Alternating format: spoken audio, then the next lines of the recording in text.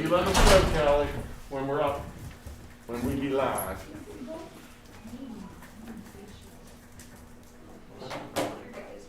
We're live.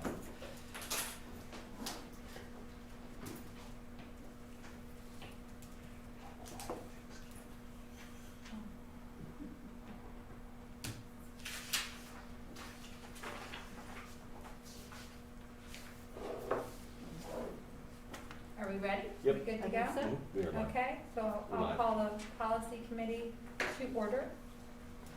And do we have any public comments? No, there's no public comment. Okay, so we won't read. So let's start with the review of policies for first reading. I'm going to hand that to you, Dr. Durr. Okay, all right. Our first policy is 000,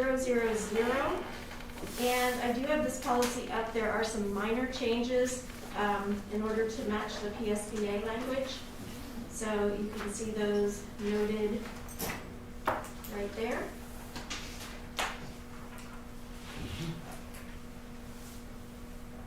So does anybody have any questions or comments?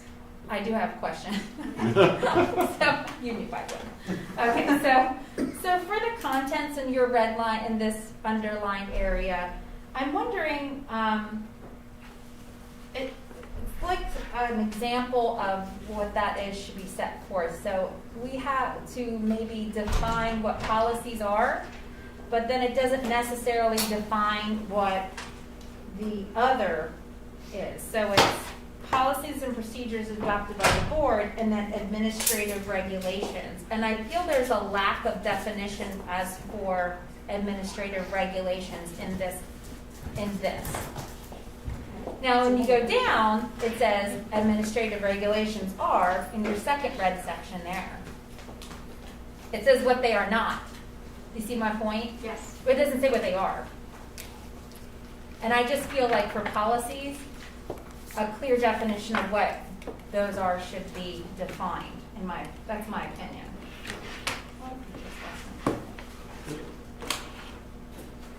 Is there some way we could clarify that? So you want we can add a definition of. Can we add a definition? Because I Yeah. think it would be helpful to the policy. Yeah, I just think for clarification Clarify. purposes, it's always when you have a policy, you don't want it to say what it's not. You want it to say what it is, and then you can include what it's not, but you should always have what it is, just in the defining. Great. I like that we've gotten rid of we've redlined a lot of things because they don't align with actually the sections that we have. Is that correct, Dr. Durr? That's correct. Okay. If you go to your limitations section. Sorry, the mouse is a little delayed. Oh, sorry. Okay. So in this section, I think it should expressly state that section 407 of the PA School Code authorizes the school board to adopt reasonable rules and regulations for its government and control. So that's a quote. But I feel that should either be cited in your limitations, or it should be expressly written what that allows school boards to do. Does that make sense? I'm sorry, can you? Sure. So under the last line where it says not independently established in law, after that paragraph there, Third Right there. line just above the red. right. I think it should say section 407 of the PA School Code expressly authorizes a school board to adopt reasonable rules and regulations for its government and control, including rules of order for conducting meetings, referred to as parliamentary procedure. So that's the quote from that section. And since it's not cited here, either it should be a citation Oh, to 407, yeah. I for, see what you're saying. yeah, or it should be expressly written, one or the other. Okay. Okay. Does that make So sense? PS 24 PS 407 is up on the top under legal. Okay, It's cited under authority, so it's item 1, okay, perfect. and then it is cited under, if my mouse would move. So we don't feel it needs to be written out since it's already cited in So- authority. So, Right there, the number one, which I can't Yeah. point to. Right, that one refers to.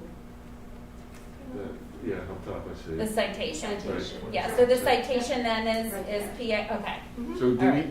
is it our common practice to include that number one everywhere it applies? Or is it our common practice to use it only once and then the knowledge is it applies throughout the Yeah, document? depending on the policy, PSBA inserts it sometimes at each section. Yeah, It just okay. depends. Yeah. Should we maybe put it also in that section? Although it kind of makes, like. 'cause It there's doesn't limitations. Yeah, I hurt, think it's okay. it doesn't hurt to put the Yeah. one in there in parentheses, just so that it's clear. Yeah. It's my opinion, it doesn't hurt. So I'll put it at the end of that last paragraph. Yeah, that's fine. Limitations. Yeah.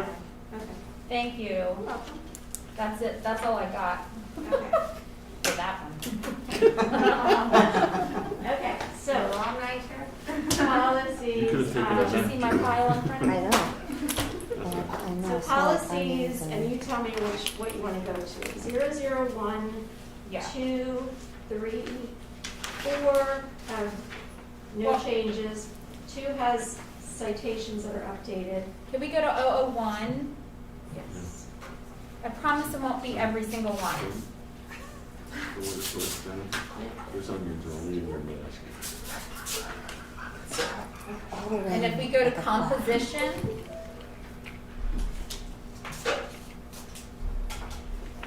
okay, so we see the sections here of all the municipal boundaries, okay? I feel like there might be some municipal sections of Telford missing.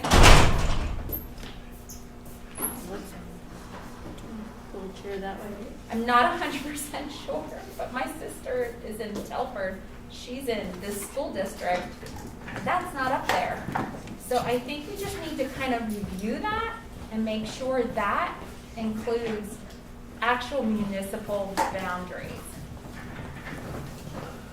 Well, Do you see what I'm saying? yeah, Like, but It if you might say be the part of municipal Hillsborough. boundary though, it has to be specific. Not all of Telford is. So part of Telford comes to. Right, but I Henry think Show. that it's Telford Borough East or Telford Borough West.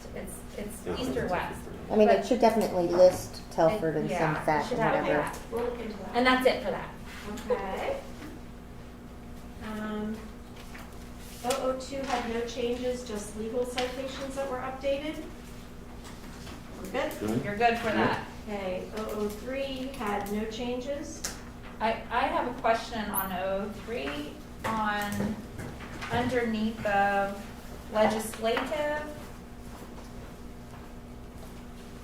Hold board on, hold on, members. Sharon. Go ahead, Let's get it up. sorry, I'm still Three. looking for what it is.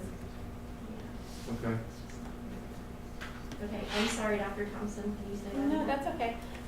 Under legislative, under the second to last section, right before executive. So pull that down a little more.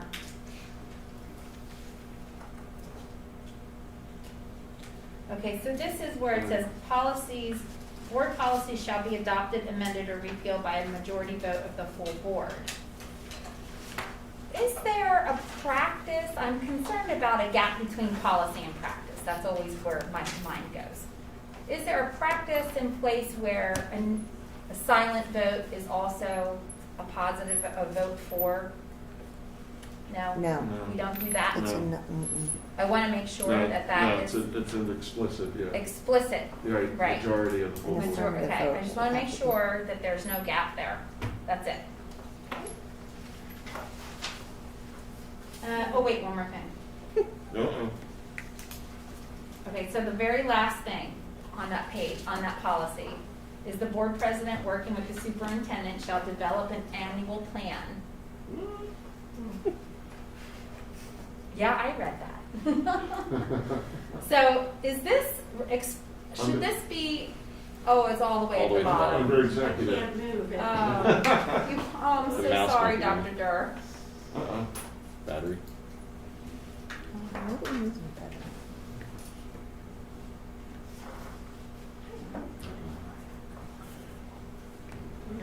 always use your down arrow. Yeah, try that. Didn't work. Do you want me to go Vanna White on the screen and, When you touch those No, screens, no. they, Well, yeah. it is a Oh, touch there you screen, Oh, yeah, there we but go. it'll get you there. There we go. There it is. So that last line right there, and I think I need Mr. Kraus to weigh in on this. It says the board president working with the superintendent shall develop an annual plan.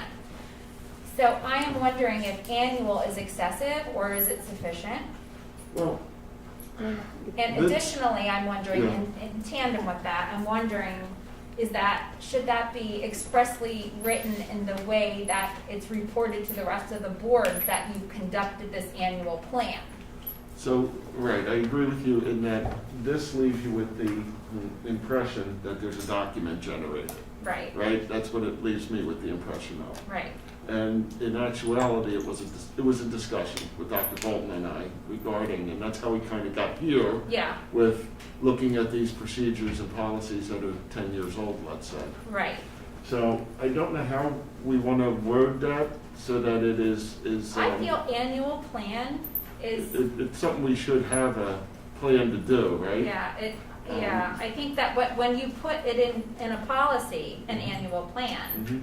okay, then it sort of makes you commit to that, and maybe annual, or maybe it should be a biannual, So- maybe it should be a review and not a plan. So there's another way to do this maybe, is to say that, board policies shall be reviewed.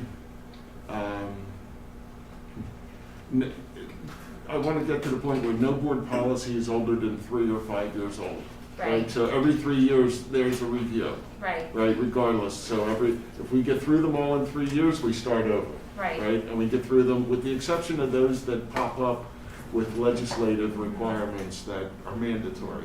mhm, And so I don't know how to exactly we want to word that, right, but it should be in either 3 or 5 year cycle so that none of them get this old again. right, and that, so because, should we say 3 to 5 routine cycle? Within 5 years. So what So- about, could I recommend? Sure. yes, You- please recommend, The board president, working with the superintendent, will establish a plan to review policies to maintain a 3 to 5 year cycle. I like that. That sounds fine. That was to me. easy. I like it. Yeah. Well, it sounded I easy. mean, thank I you. had nothing to do with it. You're in the role for a reason. I tried. You- Okay, are we working now? We're gonna try. Okay, are we moving on, Dr.? Yes, yeah, I'm sorry That's okay. to perseverate on some things, I just think wording can be So, important. 004. 004. So, I just have um, a quick question Sure. on that. Do we want to be specific that it's not, we're not reviewing policies every, we're not, every third year we're reviewing policies, or every fifth year, like a certain number or a certain percentage, a third of the policies reviewed, Wow, as you kind of go through there. I mean, Yeah, the only thing I want to add to that is we get updates from PSBA, Right. and so those policies have to take priority. right.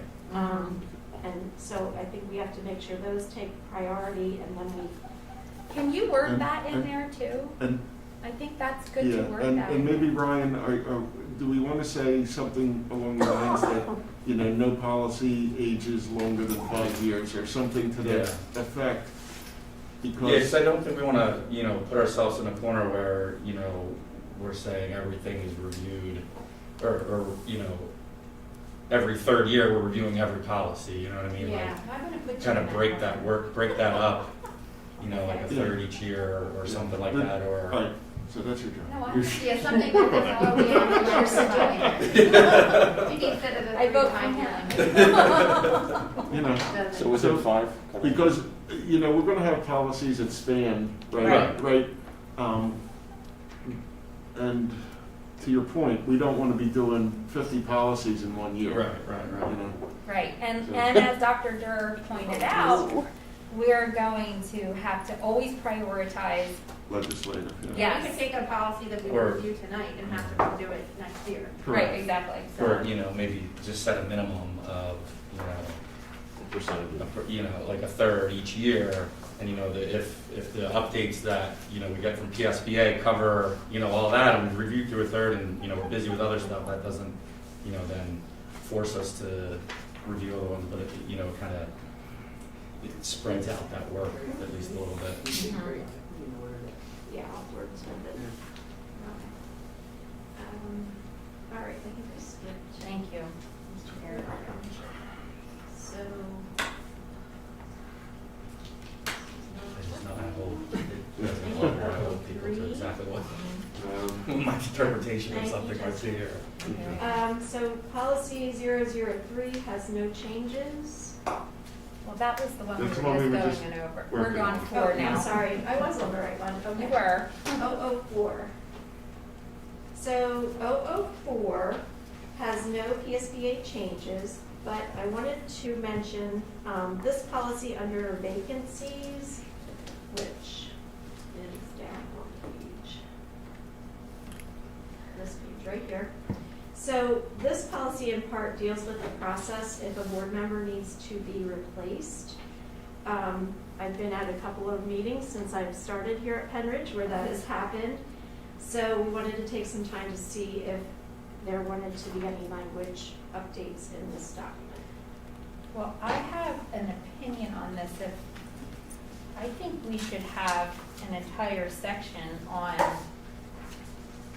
between election and after vacancies, before term, we should have a section on appointment of board members to office.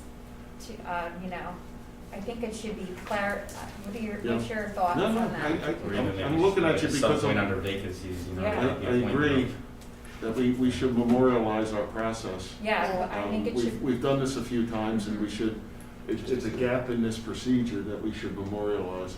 Right. Right.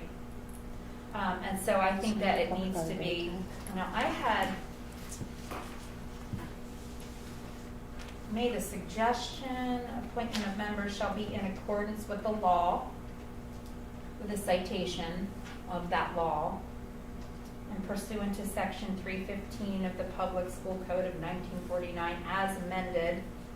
The remaining members of the board are obligated to fill vacancies no later than 30 days of the occurrence of vacancy, and that we make a public announcement for the vacancy, a call for applicants, and the way and so like if we're gonna describe that we do a call of applicants, the methodology for that should also be included. Interested applicants, what their qualifications would be: good moral character, over 18, citizen of the state, resident of the district for at least 1 year, and applicants must, and then like the process then for submitting a letter of interest, our requirements then. So I know that's a lot, it's a lot, but if we look at You our, could refer some of that to the qualification Yeah. section, Yeah. just refer to, True. but So, do you have that written, Dr. Thompson? I do, Maybe you could send that to Dr. Darbs? sure. I mean, it But would you be- have to look 'cause at it, Dr. Derby, Yeah, because you might please. look at that and go, that's crazy, that's too much. Because I tend to go, because I work for an attorney, so I tend to get a little, You don't Yeah. say. Verbose? no. Yeah, I yeah, mean, like, stop. we've been doing this for how long now? Yeah. So, Okay, so you can send that to me? yeah, And sure. then the committee wants that language to be added to it? Yes, Yeah. I also think that the nomination for appointment should be added in. How we do the nomination for the appointment itself. Uh-huh. What does everybody think? yeah. I Well, think- if you have those ideas, we're gonna have a chance to look over that Yeah. and discuss that. Yeah, absolutely. Yeah, Before. yeah, it'll come up again. But I don't want to write that part in if everybody's like, no, we're not doing that, Well, You Well, wanna think we add need it to to discuss I think we that. need to see it on paper. Okay, right? sure. Dr. Sure. Thompson, I think is that what you mean? I see what you're Yeah, saying. that's what I mean, like, if you've got a bunch of ideas and Yeah. things, I would love to like review and Okay, discuss perfect. that. See what that Yeah, looks like on Okay. paper. Exactly. Also, in this section under removal, Oh, that's one. Hmm. That's bad. Uh-huh.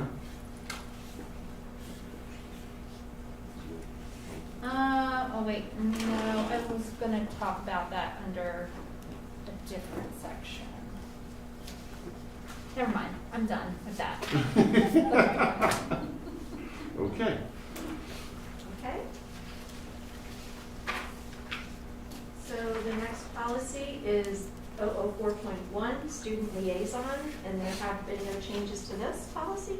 We're good? Okay. Yeah. All right. We're good? Surprise! All right, 005, there have been no changes to this policy. Okay, the only thing I have Yeah. under this is if we go to board committees, technically, we have some, these aren't committee positions, but we do have listed under there the Act 48 committees, you know, all of these committees. And I was thinking, we don't have in there our involvement with the Penridge Area Coordinating Committee, our PSBA liaison, our section PSBA, and I wasn't sure where that was. I couldn't find it. So, I think that almost needs to be somewhere, not in that section, but maybe other duties right. or. They're not standing committees, They're they're not. additional committees, Right, but we, right? Which We the board, actively which are the board is involved in active, yes. yeah, Yeah. I mean, So, because PSBA liaison is a lot of work, yo. So it does say,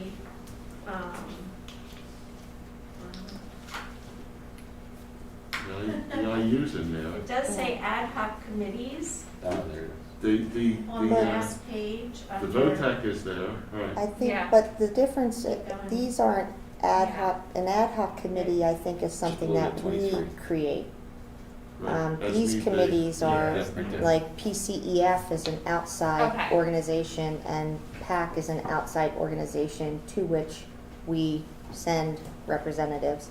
So I don't think it qualifies as an ad hoc committee of the school board, but I mean, Okay. I'd be open to, yeah, I'm just, like, Okay. So what wording are you recommending? So, right. So I don't know if you want to I don't know if call we them need to. additional committees in Yeah. which the board participates. yeah, something about You know, sending a representative from the because- board. It's important, but those are unique to us and us only. Right. PCEF and Right. PAC Yeah. committee. Yeah, So- those are ours, Right, right. yeah. But So- whereas the PSBA liaison is not, every school district has a PSBA liaison, so, and a section liaison. So I don't know that it's necessary, I just wanted to bring it up and put it before you all and see what your thoughts were. How would you word that then? Extra I would- district specific Because, representatives? Yeah, that's actually quite good. because if PCEF wasn't there tomorrow, right, there would be no need for us to have a Yeah, Yeah, so you don't liaison. have to name what Name they what it are, is. but as the Yeah. need Right. occurs, the Additional president. Generalization. District specific. So is it community organization? community Community-related There you go. organizations, there you go. Yeah. I will like it. Because then it could be outside of our district, but something that's Bucks County or, whatever. Got it. Whatever. Okay.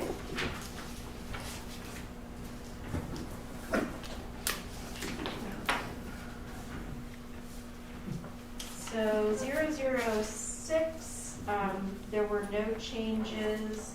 We just updated this one in October of 2018.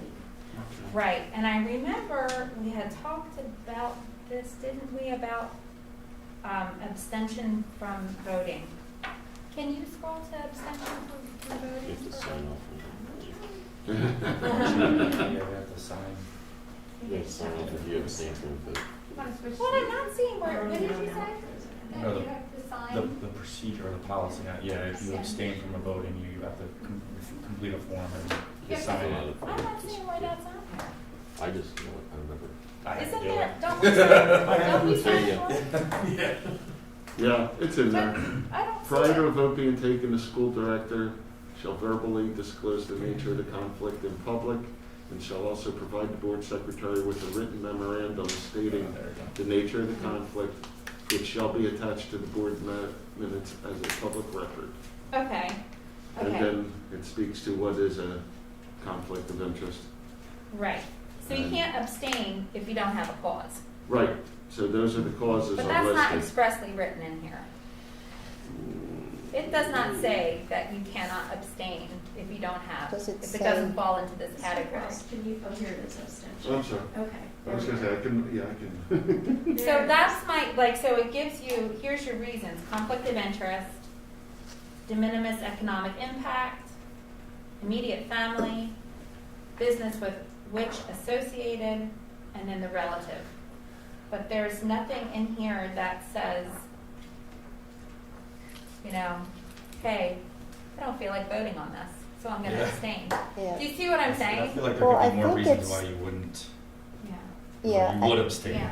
Yeah, I think And it's just important, those, but- like, you know, it's not, it's a future board kind of thing too. Like, we wanna make sure that there's guidelines where people understand that you're voting on matters for the public, I think there is and you're in, representing them. I don't have it with me, but I have my little Robert's Rules of Order that, you know, and I think, do we mention that anywhere in our kind of operation? So in Robert's Rules, they do lay out when you can and cannot abstain, and so I can look in there for you to see how That would they, be because good. I'm pretty sure it's in there.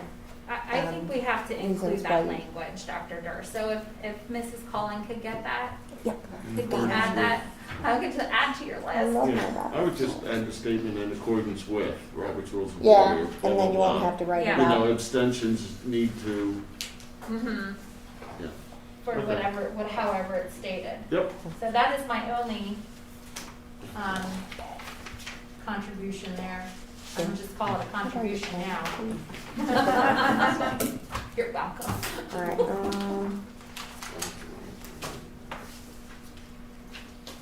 All right, anything else with that policy? Okay, so I think we are at 6.1. 6.1. it's a nice Okay, pen. so this policy, it has been updated as a result of COVID-19. Yes. Yeah. Obviously, to Yes. reflect the potential impact of extenuating circumstances such as health and safety, emergency in the school community on conducting school board meetings. So you can see that there are a number of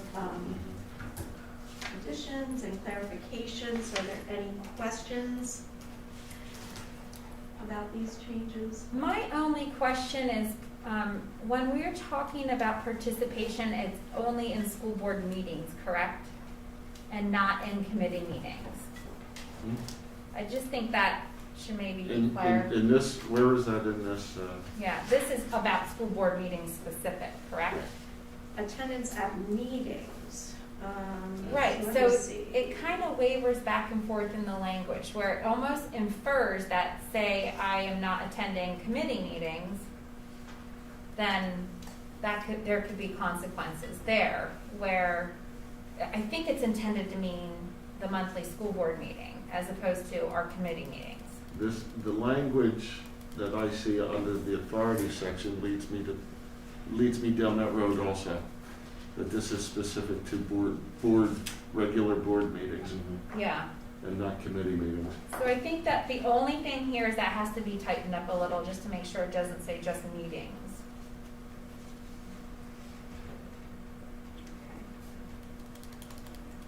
I see, yes, a few places See what I where mean? it just says meetings. Yeah, so yeah. how would you, I would meetings just say, pretty general, so- just board, So- expected board who responsibilities. attends a regular school board meeting through electronic communications? There's ways that we can add Yeah, that in. So everywhere Yeah. that it says meetings, I'll just make sure it says. Just make sure it's clear. Yeah, Yeah. we don't want, yeah, so because if you go back then to removal Right. states that if you don't, that if you don't attend 2 consecutive board meetings, you're removed from office, right?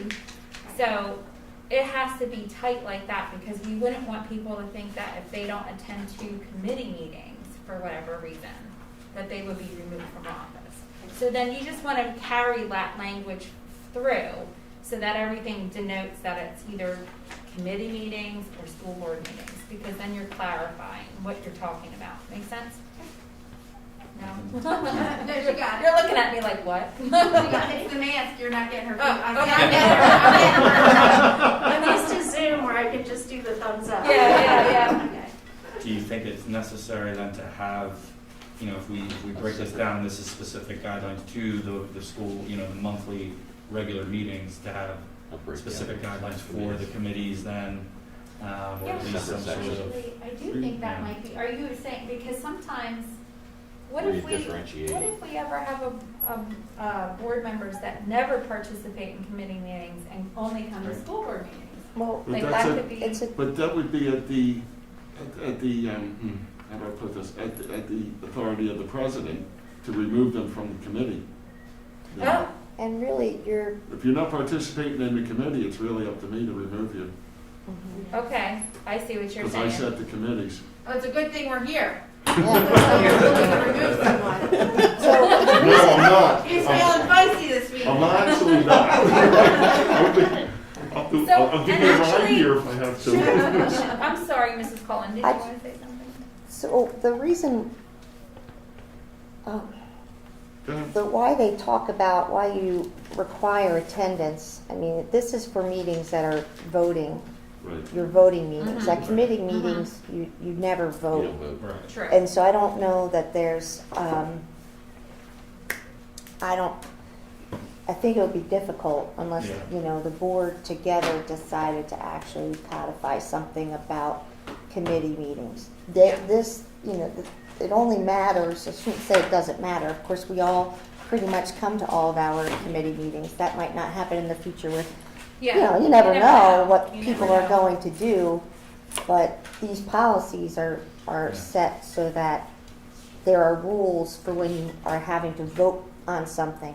You can't vote at a meeting where you haven't been able to hear everything. That's where, you know, the business takes Contingent place. on your So attendance that's at where the committees. attendance is, you know, Yeah. more strictly followed. But as a board, like if you wanted to do something where you said, attending committee meetings is important to us, and it's something that we think that you ought to do, then I think you'd have to have almost a separate, It would have to Some kind of fall thing. under a different, not this one, but it no, would have but to yeah, and I fall- mean, that would don't have to think be it's some, like a norm, you know, like That the, would you probably know, be like a a, board norm, I think. More of a yeah, norm. like a norm that And we then- say, this is what we Yeah, believe don't is wanna hear important, something. like we've done before. Right, and then Yeah. to Mr. Krause's point, then it would be up to the president that would then remove them from Mhm. that committee, and that is stated somewhere in here, I remember Is it? seeing Yeah. that. Well, the Yeah. president can remove you from a committee really pretty much any, you serve at So, the. like, so for example, after my That's perseveration how- of policies, Don't I let it go need to to your head, remove Bill. from. Yeah, don't let it go to your head, Oh, Bill. trust me, I want you all on your committees. Okay, after tonight, are you sure? All right, so that's really, I just wanted to make sure that we clarify this was about school board meetings. Yeah. Okay, Mhm. not committee Mhm. meetings. Okay, that's it for that one, sorry, that's all I had on that. Okay. Okay, 007 has no changes, it was just a small formatting change. There was just a missing header in there. Well, on this one, I'm good. Okay. All right. 011 is Principles for Governance. PSBA last revised this in December of 2015. The policy was renamed at that time, and there were some minor updates to the first two paragraphs that you can see here. Yeah. Is there Yeah. anything else? I was good with this one. Okay. Yeah. All right, 247 is hazing. And I should just mention, as we go through the next couple, 240, the last four policies that we're gonna look at, all were changed to add Title IX language. Right. So that's really what you're gonna see in these policies. Okay. 247 was revised to add the Title IX, but when I looked at it, find 247 here. There were some things that just didn't match with the revisions in PSBA, so I just wanted to clean it up to match the PSBA recommendations. So that's why it looks like there's a lot of changes, but really it's just sort of reorganization, and the content is for the most part the same with the addition of the Title IX.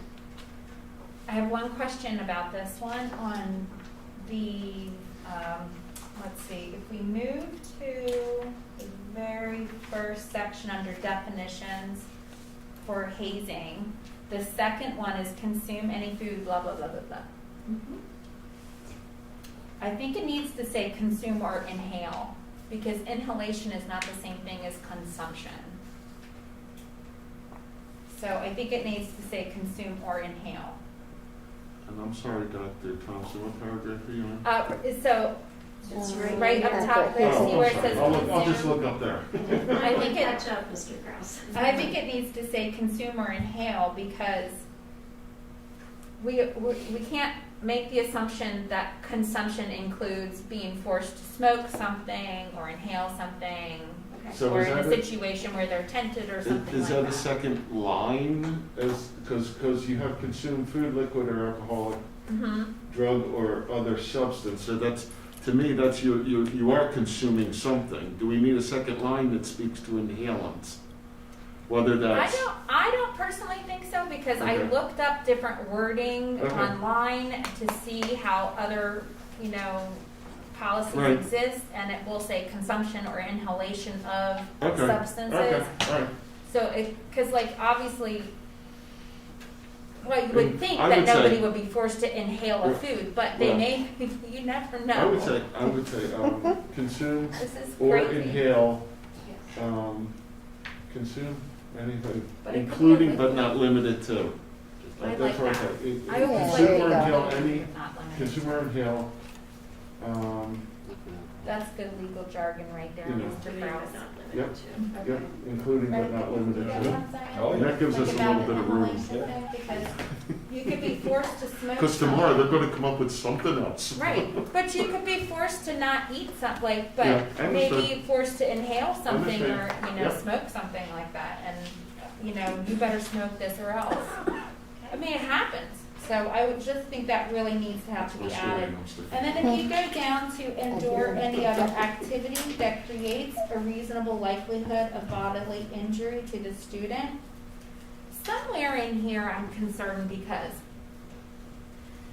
it might not, the intention might not be there, but excessive physical conditions or even nominal physical conditions can create this situation.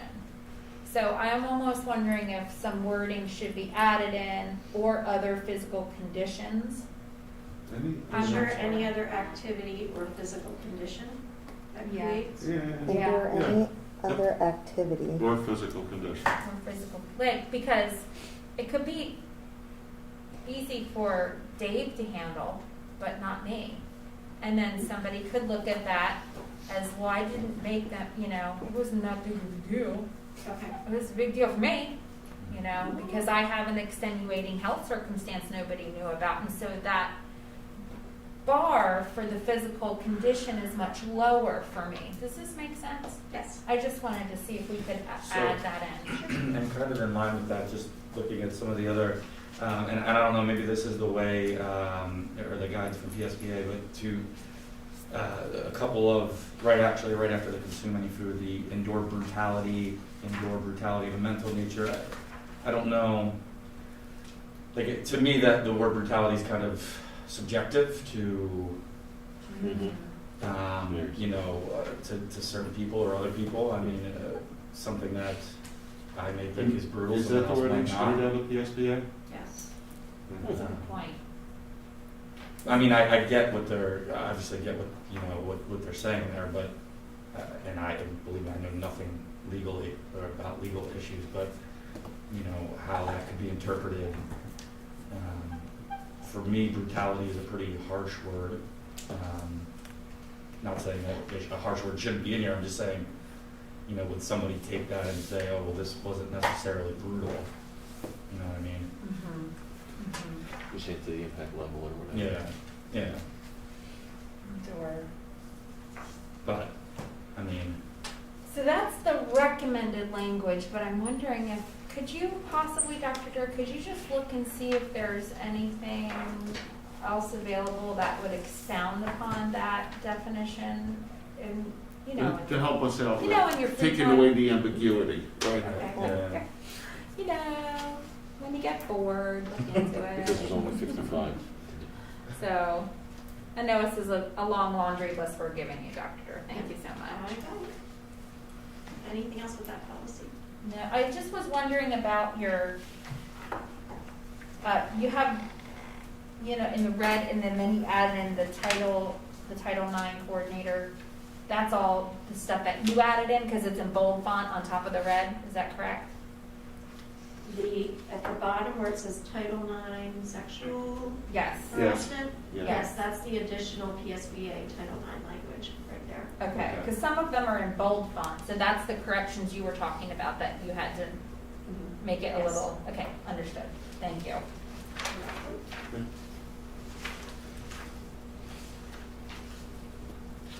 I'm good with everything else. Does anybody else have anything? No? And then, the last two policies were the additions of the Title IX language. Is there anything that you wanted to review there? Well, bullying to me is not, okay, so, try not to go too far. So bullying to me is not defined sufficiently here. I think there needs to be, because incivility is a very different animal than bullying and aggressive behaviors. So I think this is too vague, and it could wash over into the uncivilized behaviors, where then people can say this person's bullying me, where it's not really founded. And this is, It needs to say something about seeking to harm. this is in 317? And three, yeah, we're, oh wait, am I in the wrong Wait, one? that's No, not the it's right number, no, the 249. number. No. Oh, I'm on 249. Oh, I'm sorry. Under I the like definitions the of definition, right? Yeah, Means the bullying intentional, is, yeah. yeah, and I think it needs to, it says means an intentional, Oh, you didn't electronic, read written, verbal, blah, 249. blah, blah. I already moved on. But I think it needs to say something, acts or series of acts directed at another, somewhere in there, seek to harm.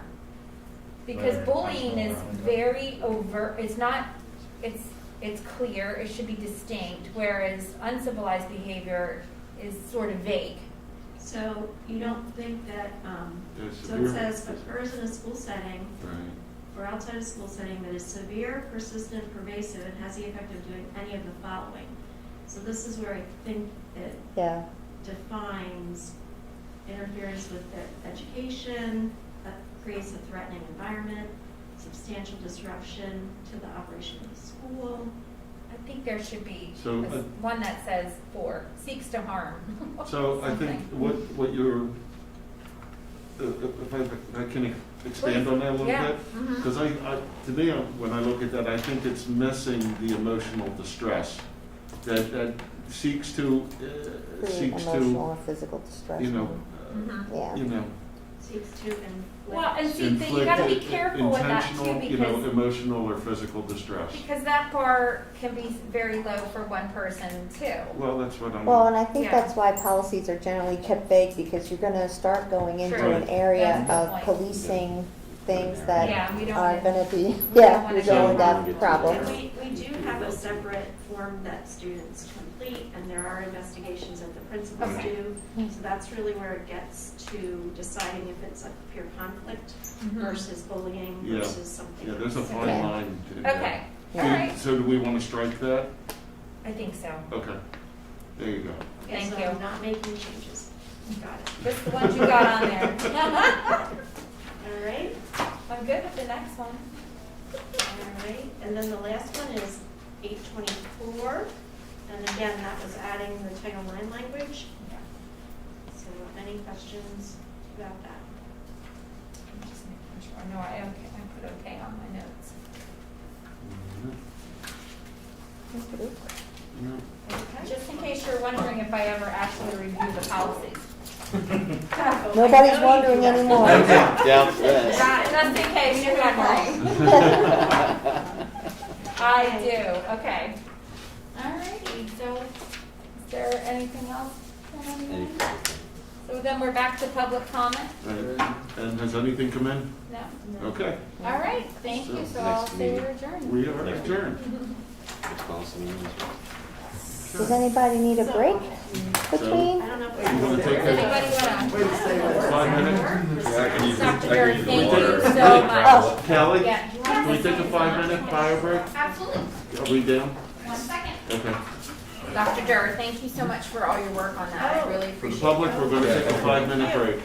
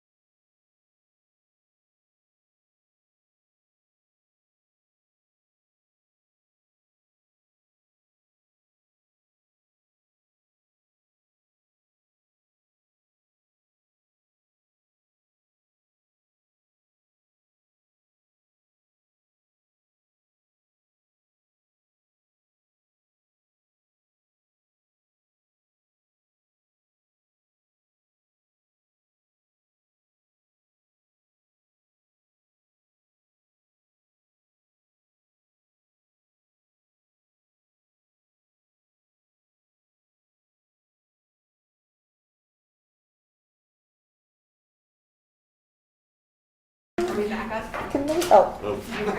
Yeah, thank you. are we good? Is this thing on? yeah. Yes. So, we'll call the curriculum committee meeting to order. Is there any public comment? No? There is not. All right. So the first item that we have is executive functioning skills and strategies 1, 2, 3, 4 special education program improvement proposal with Mr. Ware. Thank you, Mrs. Cullen. I just want to introduce Mr. Ware. Mr. Ware is the special education supervisor at the high school, and he has been working on these two program improvement proposals for a couple of months now. And they're really very important to students, and it is about giving them credits for coursework that they have completed to help them towards graduation requirements. There's a lot of similarities between the two of them, and Mr. Ware is going to talk to you about them. Sure. Thank you very much. So for the first one that's up here, the executive functioning skills and strategies, that is focusing on, like I said, executive functioning, so organization, time management, planning, prioritizing, things like that. The students that are in this class are students with IEPs, and they are being pulled out and not receiving credit. So looking to have them receive credit towards their graduation. This would be an elective credit to help gain some opportunities that weren't there because they're being pulled out through their IEPs.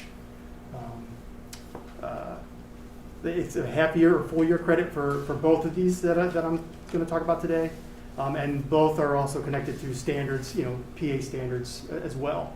So we're in the process of mixing those together and creating what that would look like.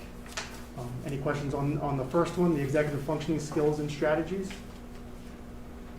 What's really wonderful about both of these program improvement proposals, but for this one in particular, is having a full curriculum where we can identify the skills that students need in terms of executive functioning and then measure progress towards those or not, so that you can shift your instructional practice that way. So that part of creating the curriculum and the assessment piece of that really is going to help us. It helps the teachers and it helps the students for sure on identifying which executive functioning skills I lack and I need actual direct instruction in. So we're excited. I'm excited about it. Do we offer any of this for students that aren't in special education? Because students, even ones that are gifted, and a lot of times gifted students can have problems with executive functioning skills, and it's the thing that sinks you.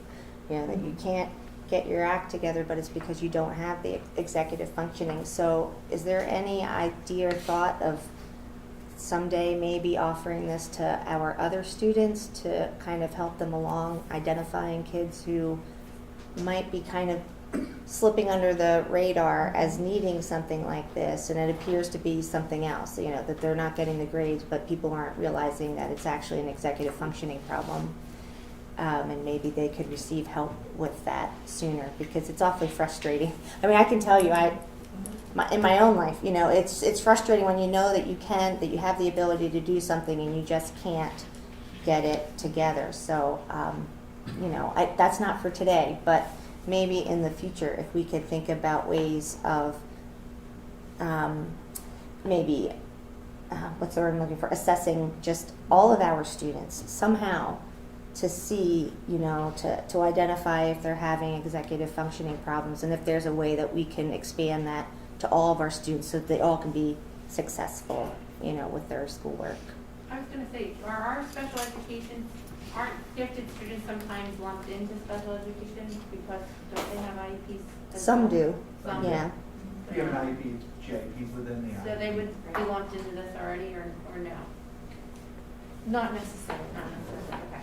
You could, if you have special needs in terms of an IEP and a GIEP, then the IEP would supersede it, and you would have specially designed instruction to address that. But to Mrs. Collins' point, it's really been, executive functioning skills really have been, I don't want to say muddied. I don't know that everybody understands that. And some students need to be taught directly. Yes. It's almost an assumption that you should know how to organize. Why don't you know how to organize? You know, you're already a junior study. Those Mhm. types of things. And actually, to that point, we've been seeing that with our remote learners, right? Well, wait a minute. Some of our students really, I mean, when they're in class, they seem to do just fine, but they struggle. And we've been having a lot of conversation about that. So we don't have that set in place for a class for students, but I think professional development has already occurred that needs to expand to all teachers. Okay, So good. that they understand what that is, because it can be extremely frustrating for students who may not even understand that that is what the problem is. They haven't even identified it themselves. So for this particular course and particular students, I think it's going to be wonderful. But I think that professional development among the staff really will help all students. And I have to say, I know Dr. Rabarchak, back when you were Mr. Rabarchak, you know, at Grass, the 5th grade teachers, they really did, I feel like our students that went from Grass to middle school, there was an effort in 5th grade to start teaching them what I would call study skills, you know, for lack of a better word, but it's really these executive functioning skills. So I don't know, maybe if you could look at the different elementary schools and see what they're doing in the 5th grade year and how they are organizing their students. But I would appreciate it just to, as a thought for future. I know it's a busy time for schools, but Important. Yeah, thank you, Mrs. Tone. We will continue to look Are at there that. different levels in this executive functioning skills and strategies? Yeah, Because you've got many different learning disability, special needs people, which vary from 100 to 0. So, I mean, I would assume you've got to have different levels. Is that 1, 2, 3, 4, 5? Is that the levels?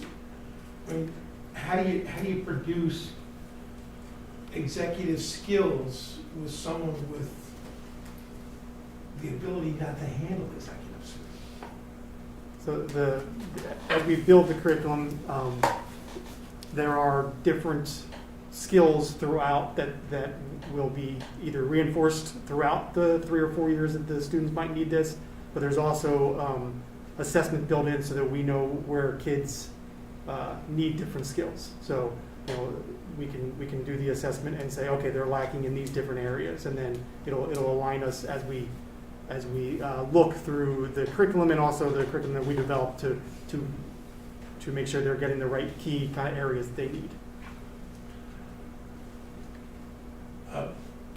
I understand where you're coming from, but if you look at it from a real life standpoint, and I'm in that realm, trying to figure out, because I know so many kids with special needs that are just, they're so wide and so, the variety of their skill sets are so unique to them. I don't know how you get this type of executive functioning skills. And maybe that's the reason I'm having difficulty, is you're using the term executive functioning skills. I don't see that group of individuals looking at executive functioning. Maybe it's skills and it's organizational skills. The term I guess I'm having difficulty with the term.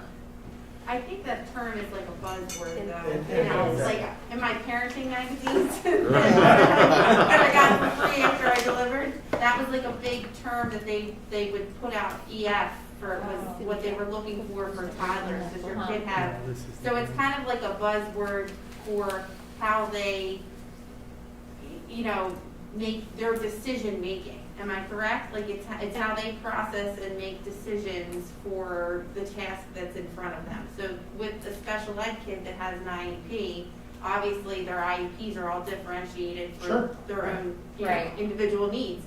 So the EF would fluctuate to sort of mirror and match what goals you want them to accomplish in their IEPs. Does that make sense? You might be thinking of EF, executive functioning, as some like I'm over in my world. that's Right, what I'm yeah, thinking. so You're it's- thinking of it as like a business world Yeah. type thing. Yeah. Is that Like sort of how CEO you're- to Yeah. CEO. Yeah. Yeah. Decision I making. think what this Yes. does is Did I clarify that? That's great, thank you. It's like the It's frontal something- part of your brain train telling you how do you plan? Yeah. Can you get from Yeah. point A to point B? Okay. It is that. It's Can simple I stuff. also, yeah, I'm sorry to interrupt. Go ahead. Dr. Schein. If you scroll down, Mr. Cormack, there is a link that takes you to, I think it's in this, in your Yeah. There's a somewhere. bar, a graph Yeah, that, it's, Yeah, I saw that. There's Yeah. a link that takes you to the curriculum, and that actually will show you, oh, it's on the second one?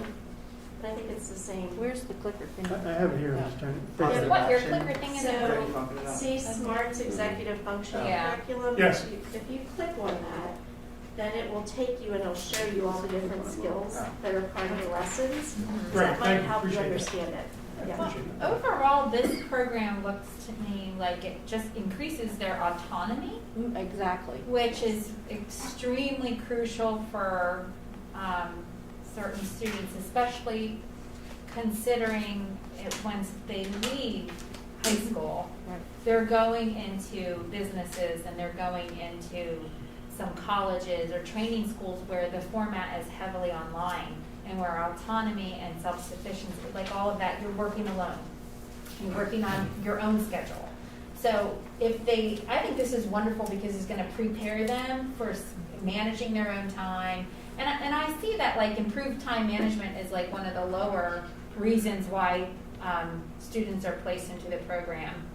But I almost wonder if that's going to increase if you did the data later, because I think sometimes we find that kids who are not managing their time are really struggling with knowing how to organize to then manage their time. They just kind of go hand in hand. But I think this is fantastic. I'm excited about this. yeah, like, I mean, the one, Unit 3 is cognitive flexibility, Mhm. shifting and flexible thinking. And that's important too, like you get stuck in a mode and you can't, Right. I need to do this, I can't.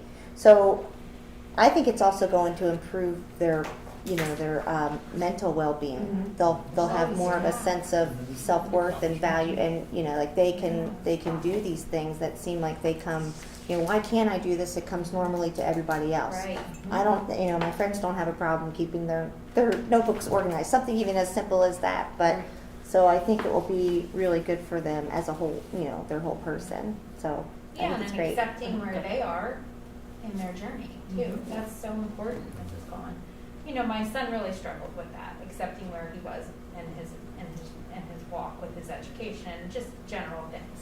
And I think it's really important for kids to accept where they're at and understand that there's different levels of organization, there's different types of organization, and if we can do that this way. I do. Very exciting. There are definitely different types of organization. Yeah, To teach it. I do the pile method. But does anyone else have any comments or questions about this particular one, the executive functioning? I'm excited about it. Me too. Good, I think it's going to be wonderful for them. good, thank you. And I guess you're already doing it, but this is going to get them the credit. But I mean, Yeah, No, we'll yeah. get the credit. right. We have to write the curriculum. okay, Okay. very good. So the second one on here is for our emotional support students. So currently, they are, again, being pulled out of their classes to receive some emotional support time in their schedule and not receiving credit towards their graduation. We are looking to add this program with some curriculum. Positive action is the curriculum that we want to add into and use, along with building our curriculum to go with it, to provide them support, so that they're making positive choices and reinforcing those choices. Again, it can be a 4-year program. It's separated out by year, what the skills are for each year, what they need at that point. The emotional support teachers are looking at that as they come in and develop what they need. Yep, I'm absolutely. sorry, I'm Yep. just gonna pass it around so you can Absolutely. take a look at it. Yeah, that's year one. Okay. This is the student text that goes with year one. I have year 4 too, I can pass the other way. Okay. Your costs are cost per student? So curriculum's already purchased. Okay, So there is, the cost is that's the cost to just Okay. create develop the curriculum. It's to write the curriculum, that's a To write it. resource, we're gonna write the curriculum. you're gonna write it, that's what you said. Yeah. Embed the assessments. I'm gonna absorb that, I'm sorry. Okay. I know you said it more than once, and I'm going to absorb it now. That's your executive the process. I lost my My computer decided. I don't need to see It just stops. You don't need to see this stuff. It's really very minimal cost that we're asking for. No. You're on this. It's really for the curriculum itself, that we will use those resources to write it. Okay. And then we would say that that would be an elective credit, so they can get credit for these courses, Oh, which really, we believe that they should get credit for that. yeah, I agree. So we're excited. Cool. Sounds good. It's a lot of work that went into that, so I thank Mr. Thank Ware. you. Thank you. I didn't like when I went to the link and then I came back, that's when it didn't, I decided it didn't like that. Okay. And again, I would say the same kinds of things for this, that this will help them, work on themselves and that's wonderful. Emotional support is very, That's such a very big key part. and something that's It's not the best work. very Yeah, it's the worthwhile saddest focus thing on, to see yeah. kids who It don't is. have And I mean, I even look self-worth. at some of this stuff, Mhm. It's home. It's all, and not even, It breaks your heart. oh my gosh. things were obviously different So when this I is was going in to help school, them. but, We believe it you will know, help them. just looking at this one here, the units and the steps here of, who am I or what, Mhm. I wish they had when I was back in school. Yeah, another one for all students. Yeah. Yeah, and even from, just a different mental health perspective, I had no idea what I wanted to do when I was, going through school and all that, or. I still don't. No, this is good. And So really, many our things. numbers of students are increasing because we're keeping them Yeah. instead of placing them Oh, out. okay. And we're bringing students back when we can. So this kind of a curriculum is really going to support Oh, those that's efforts. That's awesome. wonderful. The one, if you're going to be writing the curriculum, the one thing I would like to see in it is a focus on the self, and not so much on what is happening outside of you, but focusing on yourself and being in control of the things that you can control, and building from Yeah, there. that's a big And that's a part, big right? part of Yeah. Oh, is it? organization, absolutely. Yeah. Self-work, That's what my yoga self, instructor yeah. says. That's the heart of it. She Two says, thumbs "Don't up. look around." Good. That's what I just. That's what my yoga instructor says. She says, don't look around, whatever That's right. you do. What people think of you is none of Take your this one from business. my daughter. Yes. Work on So some it's been a things in long there. time coming, but we're happy that it's Yeah. just about here. It'll be in the program of studies, it'll be part of the calculations in guidance for credits and such. Awesome. Yeah, no, that's good. With your permission, if we can move it to motion, that would be great. I don't have any objection to that. Now, Yep. Let's move it. Thank you. Thank you. Thank you, Mr. Ware. Thank you. Thank you. Thank you, Mr. I'll give this back to you in just a minute. You can take your time. Yeah, Fine. I'll We, be well, here okay. till- you can go through that. Okay, so then the next thing we have is our PCEF grant awards. Yes. Exciting.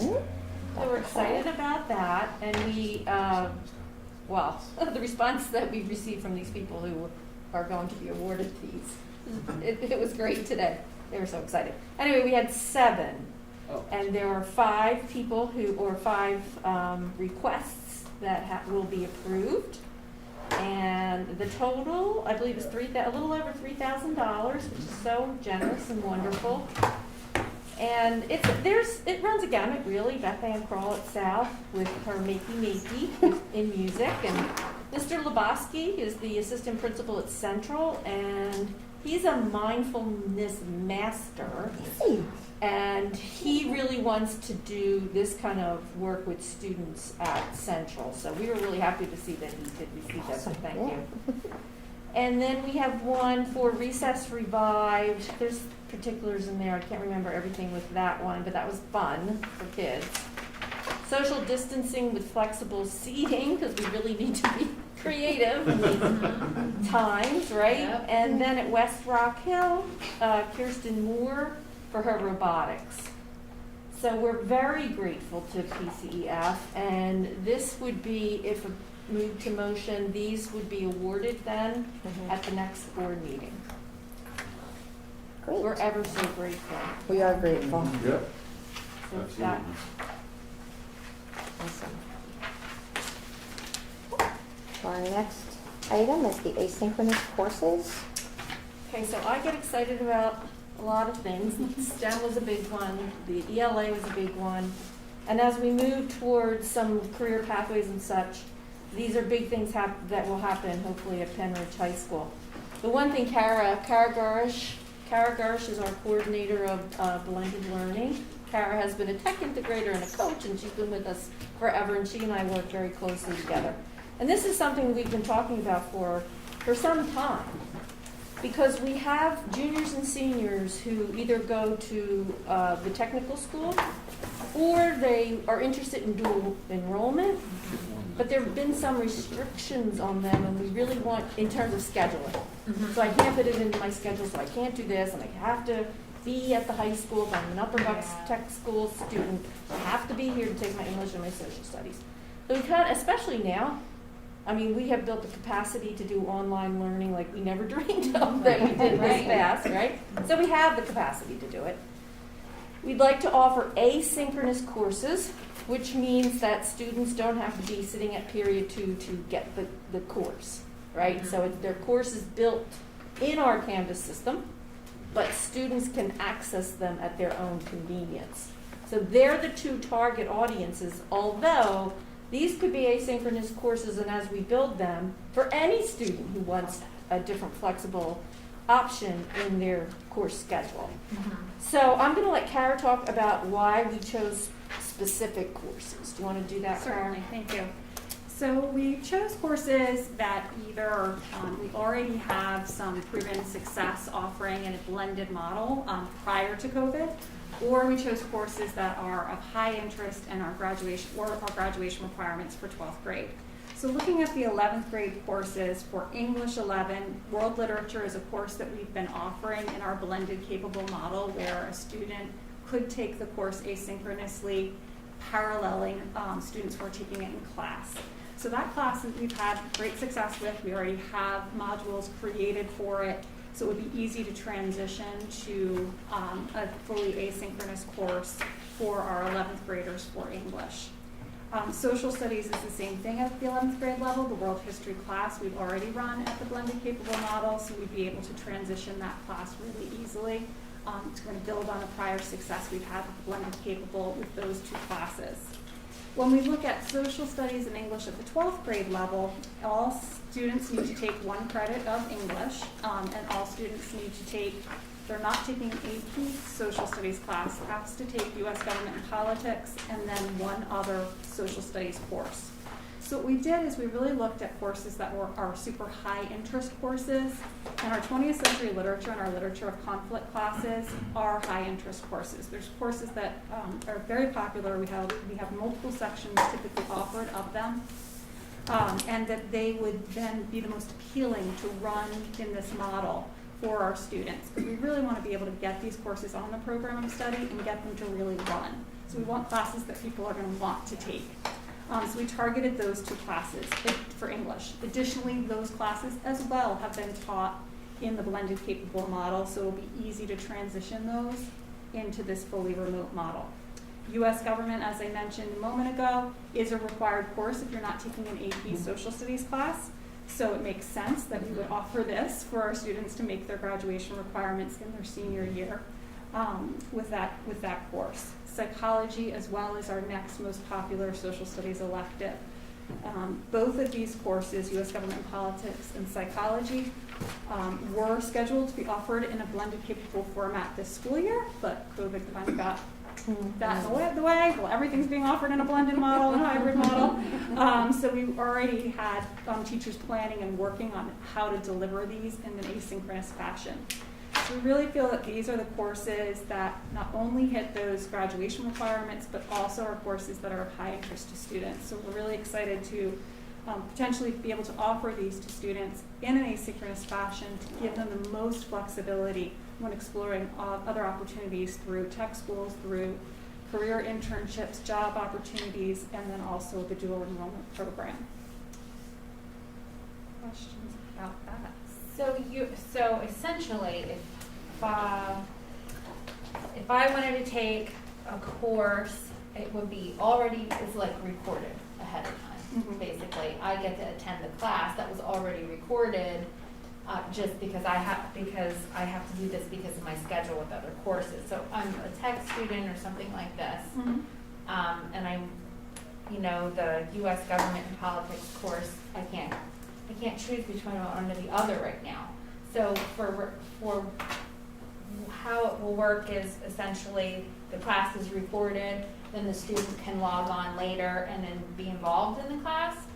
It would be a totally separate section of the Okay. course. So the course work that would be provided through Canvas Mhm. would be provided and crafted with the intention of being delivered asynchronously, where the student goes at their own pace. Okay. So the teachers would create video lessons, perhaps introducing a concept about the executive branch, let's say. Okay. So they would create those lessons and those structures within the Mhm. course, within Canvas, so the student would watch those videos, engage with that material, perhaps engage in an online discussion with the other students who are taking that remote section. Okay. There would be assessments built in as well, projects built in for students to go through via Does that weekly increase the module load format. on the teacher then, for the asynchronous classroom? So are we then, by adding this section, are we increasing the workload on the same teachers? Like, I see your staffing implications here. So all of these classes so far that we've chosen have been taught in the blended capable model. So much of the work has already been done. Oh, gotcha. And much of what has been done from March and even until now would be able to be used to Okay. help build these. So the teachers would have, if let's say the teacher teaching the U.S. government politics, if she or he is teaching a remote section, it'll be scheduled in their day. So they would have that period every day of the week to further develop curriculum materials, resources, grade, interact with students. Okay. So they would have that time built into their day for Okay. not only monitoring students, engaging students, offering extra support and enrichment to their students, but also continuing to build and refine the materials that are being provided. So my only concern with asynchronous courses, because I've taken many, is the monitoring of the student engagement, only in like the discussion portions, because I often found that students would post the same things, like, One of the you know, is that, greatest things in Canvas is the ability, if I'm understanding your concern, the ability to lock a discussion so that students cannot see other students' responses until they've made their initial response. oh, I love that. Oh, I There's so love that. no piggyback. That's clever. Because for a lot of reasons. Because Yeah. what if you were a student who legitimately, I'm the 10th kid to go and answer this question, and I look at the 9 people ahead of me, and that's everything I was going to say. Yeah, And yeah. then you're stuck. Yeah, yeah. Or the student who's like, well, let me wait for 9 kids to put their Yeah, answer in, and I'm going to come on, take let's be honest, there, Mhm. that was it. That was a big problem I had, because then it didn't appear to me then that instructors were ever paying attention. All they were doing was see if you actually wrote and they did your word count. So like, I mean, like, really, my word count was copy and pasted into, like, I made sure I had 250 characters. Seriously, so that's a big concern of mine, because then students wouldn't be looking at, like, actually getting anything from the discussion. They would just making sure that they just did the assignment. So that's brilliant. So it would Yes. eliminate that issue, Yes. and then actual discourse on topic would occur. Exactly. Love it. Exactly. Love it. And you have enough, you'd be able to populate enough, class sections. That's what we're hoping, and that's part of the reason why we chose the classes we chose. And these classes would run just like any other course if there's enough interest when it's in the program of studies and students opt for it when they're picking their classes. And if the section warrants running, then it will be able to run. I mean, I think that you will. We're hoping to. I think so, I especially think, yeah, some the students are. having so much experience now Right. in remote learning and Mhm. hybrid Yeah. learning that there's probably some more confidence and more interest Mhm. for students as well. And it's going to open up doors for them Yeah. even when we go back to normal. Even when we go back to Well, and because the higher learning now is moving to these. When I was at Penn State, we were required at my master's level to take online courses, even if you didn't want to. You were done. Pre-COVID, the number was getting to about 30% of of undergraduate students took at least one course We were online, and now required, it's in my online. program, I was required to take 25% of my courses online. So, I mean, like, if that's, I mean, I don't know if that's the requirement nowadays, but like, if they were moving to that back then, I mean, imagine, and there's so many schools now that are online, so it's really important for them to understand how to engage online in these asynchronous classes. Also develops the autonomy, you know, and working alone and being responsible and, you know, and accountable to, sorry. Do they work in groups at all? They can work in Is that groups part and of the have group program? projects within the courses. I know in the world literature class in particular, when it was run as the blended capable prior to COVID, that there were group activities Because that were that, built I think into the that's course. a skill set that has to be learned Mhm. for now and the future. But when I did my MBA, I did everything online, Mhm. and we worked in groups. Yeah, So we had to deal with people that were in Germany or yeah. a lot of war-type folks that were in Afghanistan were part of the program. So you had to look at your time level to Yep. be able to communicate with them back and forth. Absolutely. But I think working in groups is really a key for online studies. It really does help Right. the individuals learn. Yep, that creating of community is so Yep. important to keep them engaged as well. I liked it. Didn't like group work. I liked it. Hated it. And the students would be here, or they'd be at the tech school. I mean, they would only be taking one or two Mhm. classes. Sure. They would be Mhm. tenured students. We would see them, Integrated. which is also a beautiful thing, that the teacher could say, hey, you know, you may Yeah. not be there at, you know, second Yeah. year, but I see you, I need to talk to you. Yeah. Right. That is the beauty of running it through all the school. Right. And it will open doors so that you, Bless you. Bless you.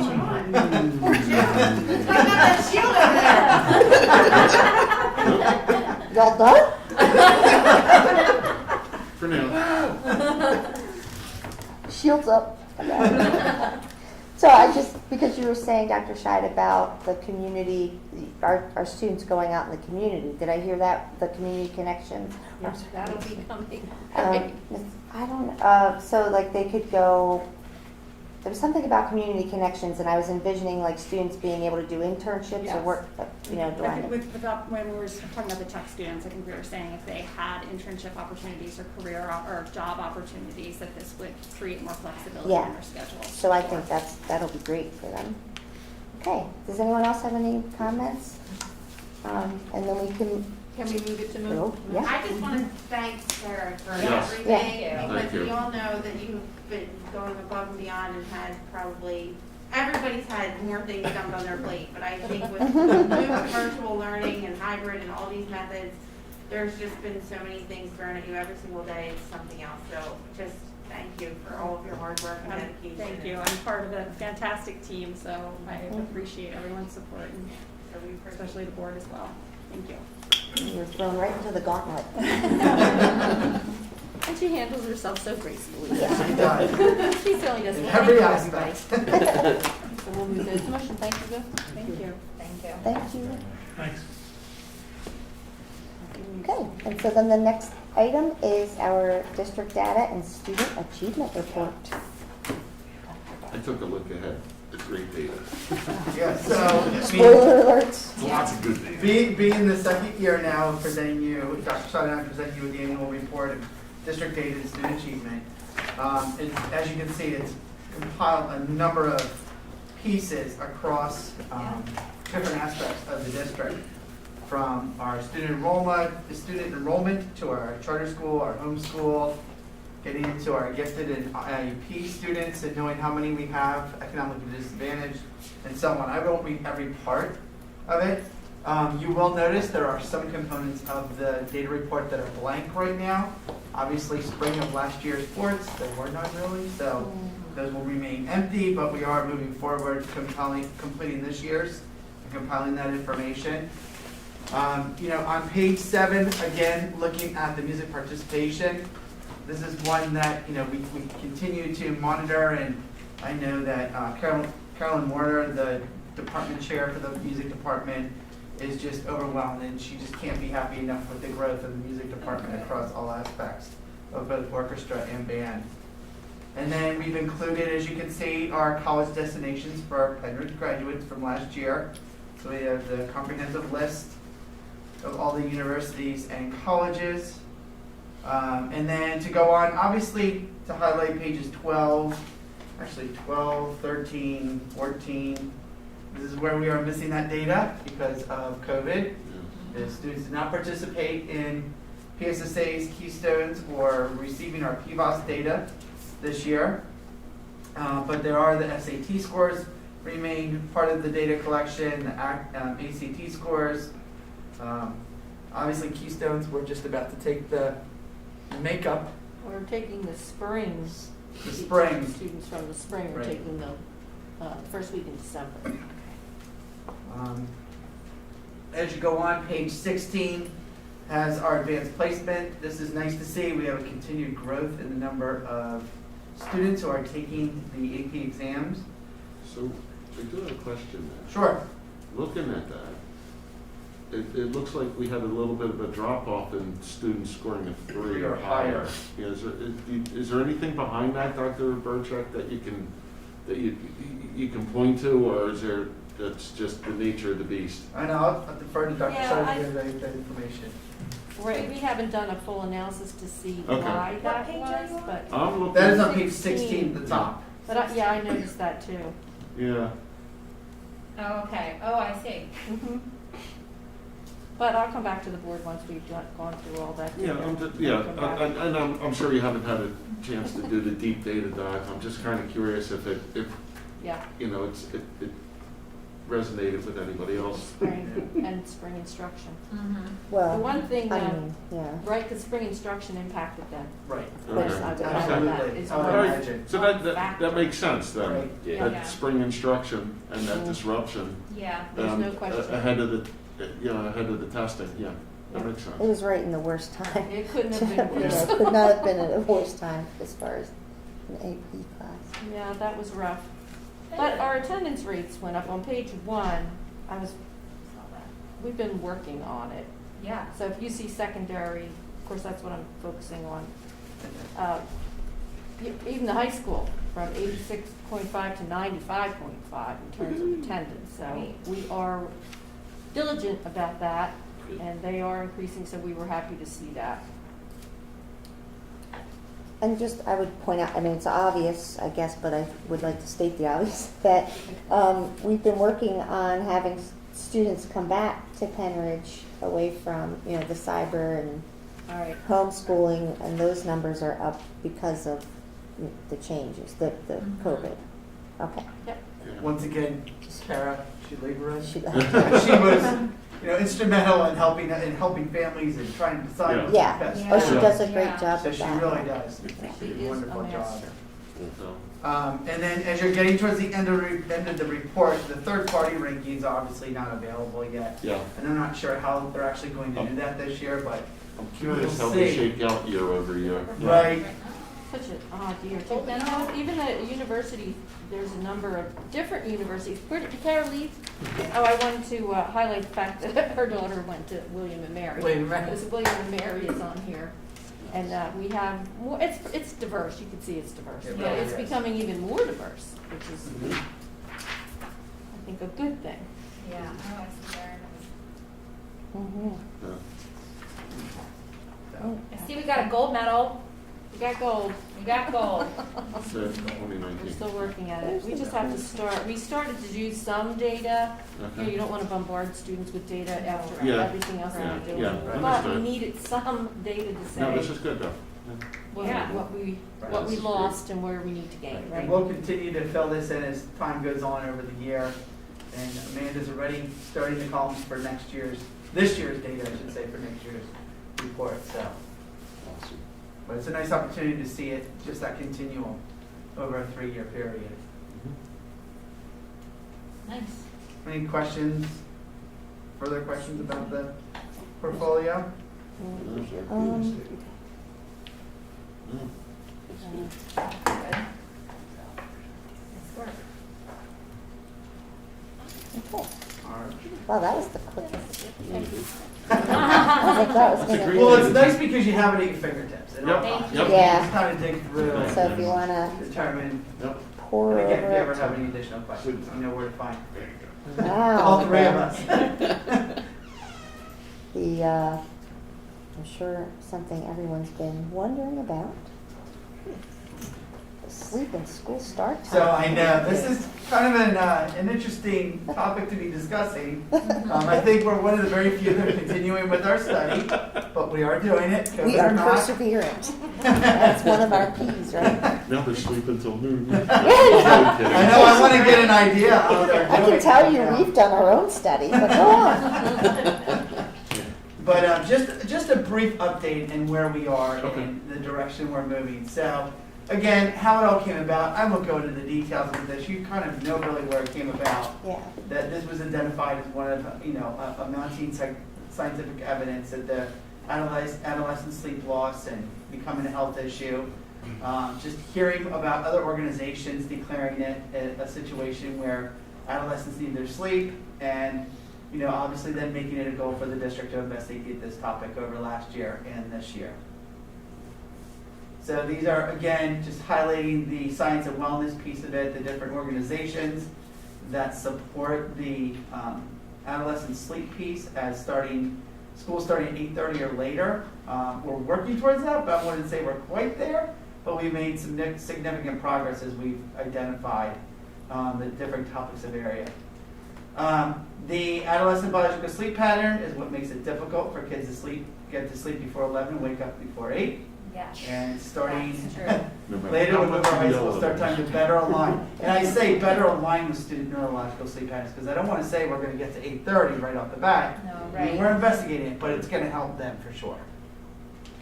I just want to give you a highlight of the committee. We've had a number of people. We have 49 participants. It did kind of shave off a little bit because of COVID, but we still have, I would say, the last meeting we had about 25 people still showing up. Okay. So consistently, the last 3 meetings. 7 of those participants are students. They are actually 2 students. I'm going to forget one of the students' last names.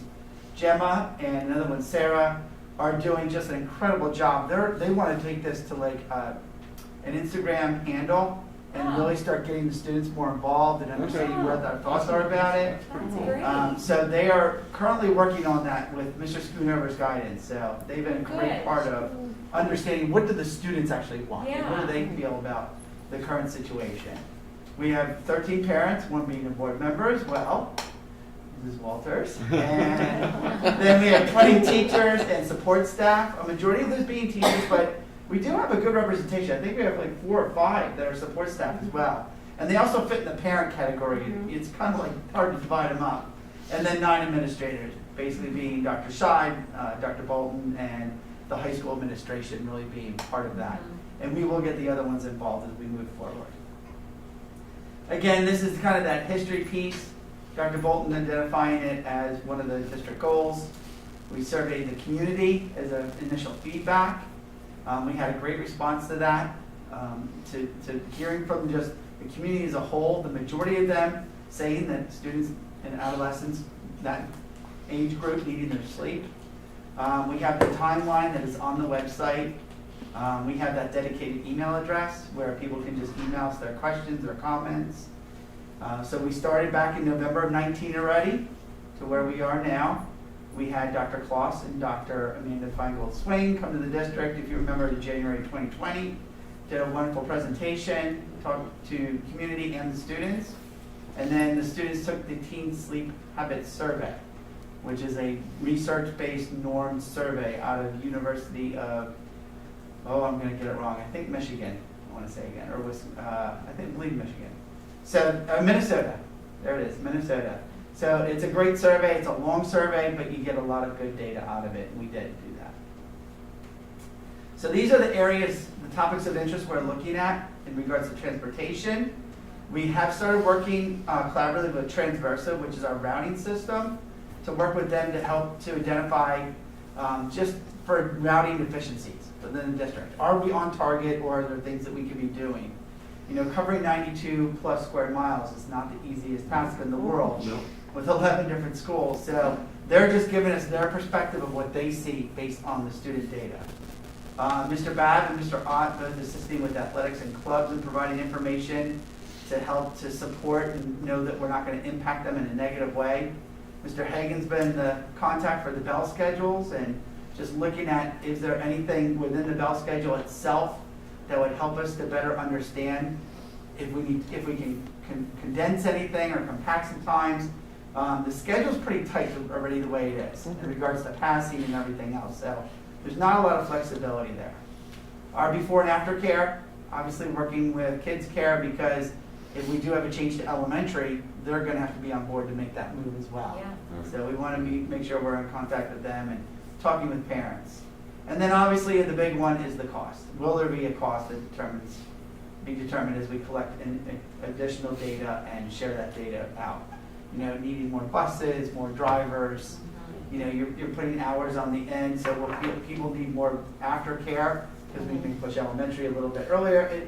So there's so many different factors that you have to look at in regards to that cost future that you want everyone to have a say in. Dr. Robarczyk, do you have a sense from the other school districts around us, like, you know, in general, did they incur great costs to do their switches, or? Some have, some have not. I mean, it really depends on their busing. The transportation is the biggest impact across their studies. Buses you can transport. Because that's where you're determining what you can do, either concurrent tiers with putting middle school and high school together, or keeping it a 3-tier system. But again, that's where our collaboration with Transversa will really help us identify that.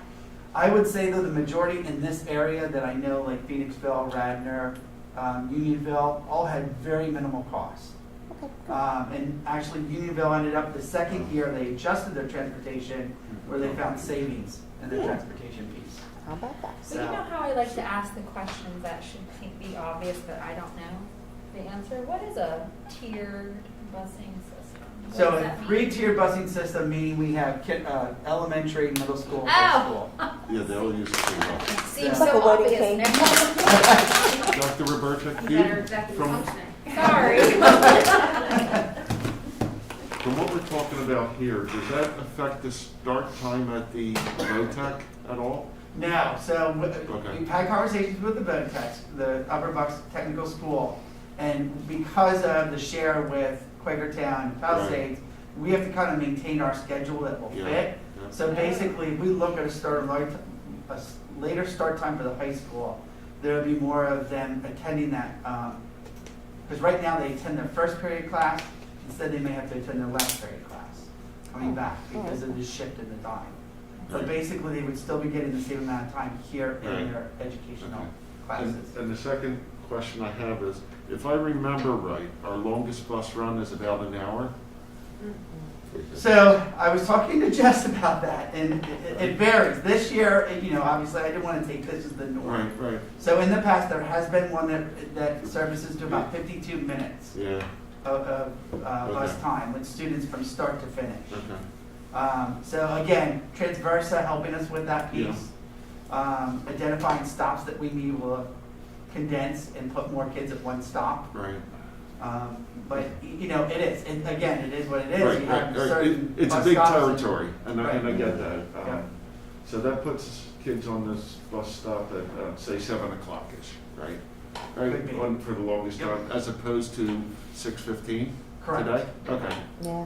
I just want to get a sense for that. Sure. And that's why we're looking, so these are the 3 scenarios that we are exploring further. They kind of came out of our discussions with the committee in the last couple meetings, that we're taking a step further. High school starting at 7:45 Right. with maintaining a 3-tier busing system. The high school start time with an 8 a.m. start, maintaining the 3-tier bus system.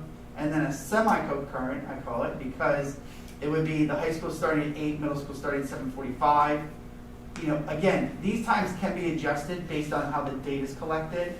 I mean, you may be able to push 7 minutes, you may be able to push 9 minutes Yeah. further or earlier, based on what you need to do with that busing. The 2-tier is going to be a challenge, for sure. Yeah, right. So at an 8 a.m. start time, what time does that put our last bus out of here? The regular schedule, not the late bus. So that would put our last bus out. It has to change the end time, right? If we're Right. moving the start time, we have to move the end time. Right. Because there's only so many minutes of instructional time that Right. we have to work with here. So we're gonna move our So we would be looking at a 3 o'clock end time. for the 3 day. o'clock with a 1-hour bus run at the latest. And so this was our discussion with the Right. students. This was Right, interesting. right. Because of jobs. Yeah. Yes. So what we found out is surveying, and this is where Sarah and Jem are, they are wonderful. They contacted Giant, West Rock Hill, Rock Hill Mennonite, Landis, Weiss's. It seems that all the shifts for students seem to start anywhere between 4 and 5 p.m. Okay. So there would still be a significant amount of time to be able to get students to their place of work if they're working. And And- isn't there like a time cutoff too, where they can't work past a certain time at night? Like It 9:30 seems to or vary something? based on grade level, for sure. I don't Oh, know, okay. yeah, by It's not a age. law, yeah. Yeah, And the because then work it is becomes, hours it per week or becomes, something you like know, that. no point if they can't get there till Right. 6, and then they have to be done by 9 or something, is, I see what you're saying. Yeah. Okay. I'm just curious. I'm sorry. Yeah, no, and they've been instrumental in identifying those Oh, pieces. that's Because wonderful. those are the parts we don't know, we don't have that Right. communication with the students as much Yeah. as they do, so they bring all that data That's so great. into the process. So again, that semi-concurrent one is, we're anxious to find out what that would look like with the two-tier busing system. You know, having established buses, seating on the bus where younger kids are in front, you know, the first 8 rows, and then the rest of the bus is the older kids. Because there is going to be that concern at first about parents and having a Yeah, 6th right. grader with a, Right. you know, a senior. Mhm. I have talked to, I talked to Penn State School, State College School District, another one out in Pittsburgh where they do the two-tier busing. And they said it's kind of the same thing. You always get the 1 or 2 complaints at the beginning of the year, but then they find out it's really not that bad. And actually, Right. the older kids tend to look out for the younger kids. Right. So, I would hope so. to talk about some of the executive functioning piece, there you go. Yeah. Put it into practice. So these are the ones that we're looking at further, as I said. And then these are some of our next steps. Investigate further into those main areas of topics. Collaboration, continue with Transversa. Present an initial recommendation to you, probably December, January, probably closer to January, just with the time frame. It's taking everyone a little bit longer because of the COVID piece and as well as Transversa. Continue our committee meetings to discuss additional information that we collect. Begin scheduling community and student forums. And that's where the idea for the Instagram handle came into play from the kids, saying, you know, because of COVID and not being here for lunch, it's easier to do, you know, well, the lunches are just so spread out and Yeah, social they distancing and everything. It's easier to grab their attention on a social media Sure. component Absolutely. as it is in person. We will resurvey the students at some point using that Teen Sleep Habit tool again, just to get more current data of our classes. And then some point, a final recommendation that comes to you as the school board in February and March. Again, I'll go towards the March side. Only because of the time it's taking to collect the information. That's fine. I have a question for you. Oh, okay, good. We're on And there it is. Questions? Now you may ask your question. No decisions have been Can you made. go back one slide for me? On your community and student forum, when you get to that step, are you still gleaning opinion or no? Because the reason why I ask is because there seems to still be some resistance to the validity of the claim that there is adolescent biological sleep I'm quoting from your adolescents' biological sleep patterns make it difficult for them to go to sleep before 11 p.m. and to wake up before 8 a.m. Now, I know that to be fact-based. It's based on data that was collected, and it's the circadian rhythms of Right. adolescents that literally prohibits them from falling asleep during those time periods, which is why it's so hard to get your kid to go to sleep when the older they get, the more they're awake at night. That's just their body's natural circadian rhythm. And I know that that's fact-based, and I know that that's data-based. But I'm wondering if you're still meeting resistance with that and how you plan to overcome that, because I've presented that in some factual conversations with people outside of the district that just said, no, that's just not true. Right. That's just not true. That it's a discipline problem. Oh. You can- And that was really part of the conversation that the committee started up, was making sure everyone did believe in the scientific data component. Yeah. Because if you're not gonna believe in it, if Right. you don't understand it, it's kind of hard to move forward. Right, but are you still meeting resistance, and if so, do you plan to like revisit that, or is it you're just moved past it because everybody's accepted them? No, But I'm feeling we'll committed definitely to continue accepting to it. come back to it. Okay. And reinforce that, and again, teaching that, because it's not just about, and I said this in my previous district when I did the study, it's not just about moving the school start time. Right. It's about identifying the hygiene and habits Yes. of adolescents to help them. Yes. Making their lunches in the morning, having everything packed up, or I'm sorry, making their lunches in the evening, having stuff packed up in the evening. Right. So they do get that later sleep time. Right. Exactly. You know, in the morning. So there are a lot of practices that you can put in place. Mhm. You know, not sleeping with the phone next to you. Yeah. The blue light exposure. No TV. Right. yeah. So there's more to it than just moving the school start time, and it's important that we're going to have to reinforce that message as we Okay. move forward. So I just want to encourage you to make sure that when you do that, the community forum, that you represent that scientific data, because it is really going to be key for those members of the district who were not involved in your educational pieces on the, when they didn't go to those forums that you had, where we had, I forgot the amazing. With Dr. Kloss and Kloss Dr. and Feingold. Fine. Feels like 10 years Wonderful. ago. Wonderful Does presentation. seem long ago. But they weren't available or didn't come or didn't subscribe to that, type of thinking. Like they're just like, no, that's not, to me, that doesn't matter. So I find that if you come back to that and you're gonna, make sure you're bringing that in, because eventually, if we make a decision to do this, it's gonna impact those people who did not want to be involved. Absolutely. Well, and the results of the next study will be interesting too, I Yeah. think, from the students. I'd like to see. Yeah. Because that was a big thing that a lot of the teachers said that during the spring, when we had shut down, that most of the work was submitted between 11 and 3 a.m. Yeah, And right. that was just. I the think time. that's a wonderful data So, point. I mean, and that was just kind of an informal Informal teacher data saying that collection. that's, most things were But coming in you after should midnight, but collect that the data. results of the, Right. next survey of students might indicate. And even seeing work from students that they normally didn't see, because they were getting more sleep in the morning. It was interesting when we were talking to those teachers Mhm. about that piece of it, but it was kind of neat to hear. Yeah. But a lot of people, it's the denial just because they think it's just a habit breaking, like you're saying. Yeah. Like, Yeah. what do you mean I can't go to school at 7:15? I go there now. What's the big difference? My biggest interaction is with parents, not with students. So it's my feedback that I'm getting is from parents that don't subscribe to this.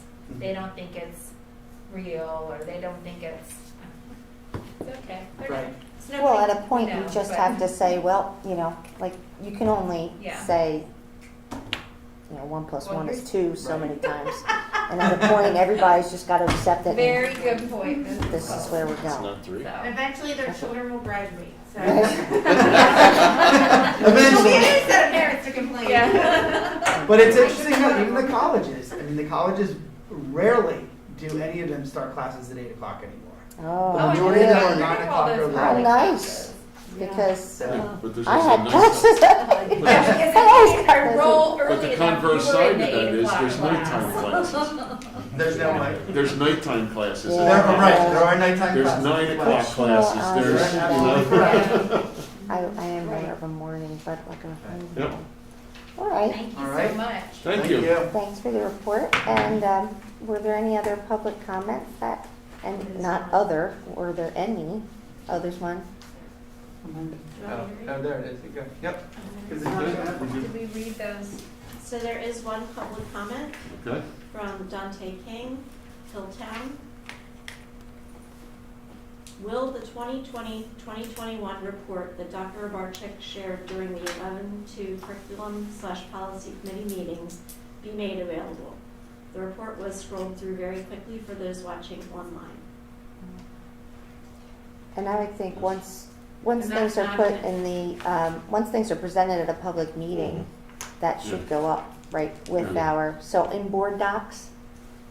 We have it, but it's not on the public site. Yeah, there's a- Well, right, but once It it's, does. once something's Once it's- presented in it a goes public up, meeting it'll and it move is, over, yes. it's public information and it will move over and you can, peruse it at your leisure. Yep. And definitely disappointing. I mean, there's a lot of data in there, just. I mean, Yeah, and so I think people will find it interesting, so, Sure. when it moves over. Dr. Durr, are you respond? No, it was just a response. Oh, okay, okay. It's recorded. So that's Okay. it. Okay. We don't have- So our next meeting is January 4th. Wow. I Oh, know, my goodness. like in the next year. Are we adjourned? We are adjourned. We are adjourned. Thank you. Thank you.